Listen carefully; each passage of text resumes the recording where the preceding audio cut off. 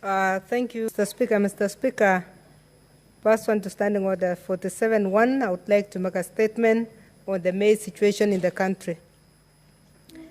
Mr. Speaker, senators will recall that an ad hoc committee on the maize crisis, which I chaired, was set up by a resolution of this House on the 8th August 2018 to investigate and come up with solutions that would enable farmers overcome the challenges related to production, management, and sale of maize, particularly to the National Cereals and Produce Board.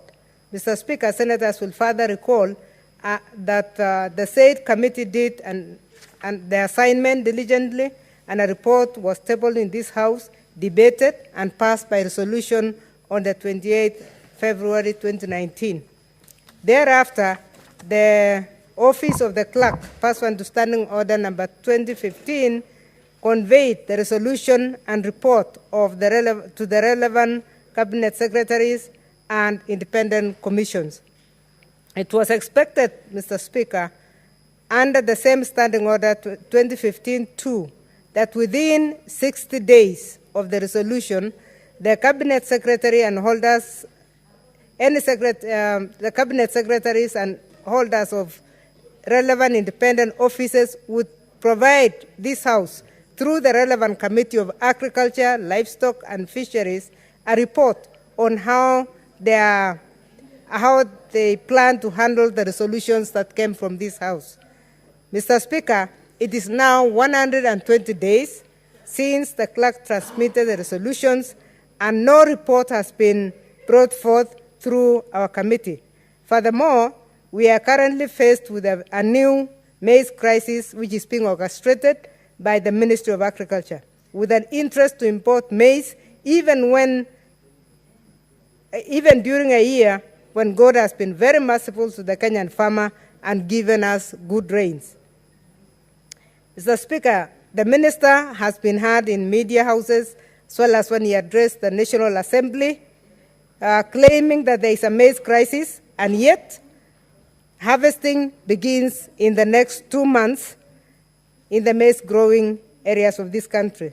Furthermore, the same ministry did not fund the National Cereals and Produce Board to buy the maize of the year 2018 from the farmers. It should be noted, Mr. Speaker, that the National Cereals and Produce Board bought less than 40% of the 2018 produce. And in particular, it limited the amount of maize that was supposed to be released by the farmers.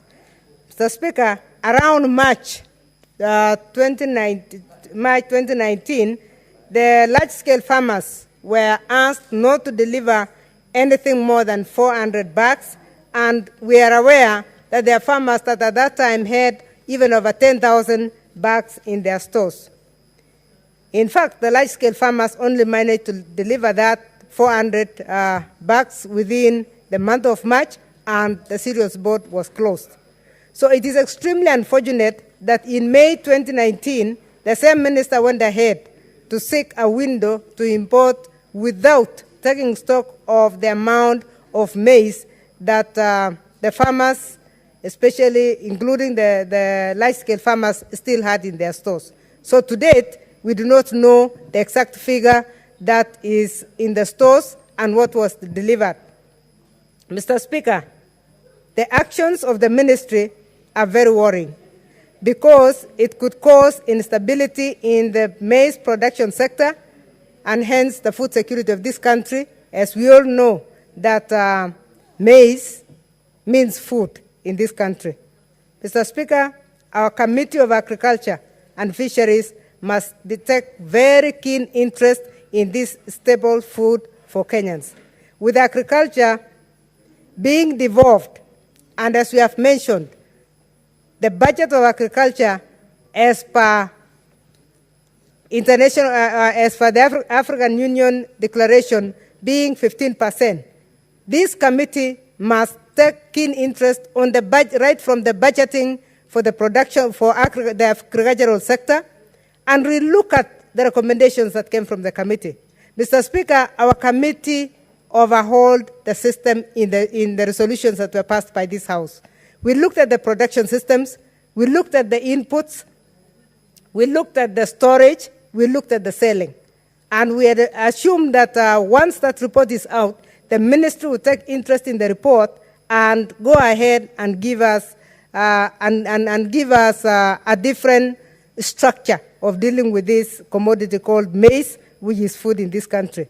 The committee, therefore, must take this, must keenly follow up the implementation of the House resolutions, because we surrendered to a number of committees. I remember the Committee of Agriculture was the dominant committee that was going to take care of this, but we also had some items which we came to the Committee of Legal and some to the Committee of Labor. I think our committees must actually take up our reports and follow up with the respective ministries so that this country can get value for the investment, and also we can stabilize especially the food security sector.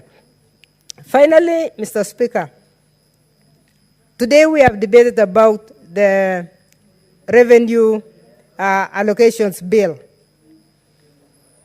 the budget. We have mentioned about 15% going to health. The same resolution passed 10% going to agriculture, which means out of the budget, it is not audited accounts, but it is the budget. Out of the annual budget in Africa, some countries are giving 25% to these sectors. And since they are devolved, it means 25% of the budget should actually be the foundation budget for our counties, because that is the budget that should be enabling the two main sectors that have been fully devolved to take off. Mr. Speaker, I comment this. I comment our report again to the committee that we dedicated the resolutions to, so that they bring reports back to us. Thank you, Mr. Speaker.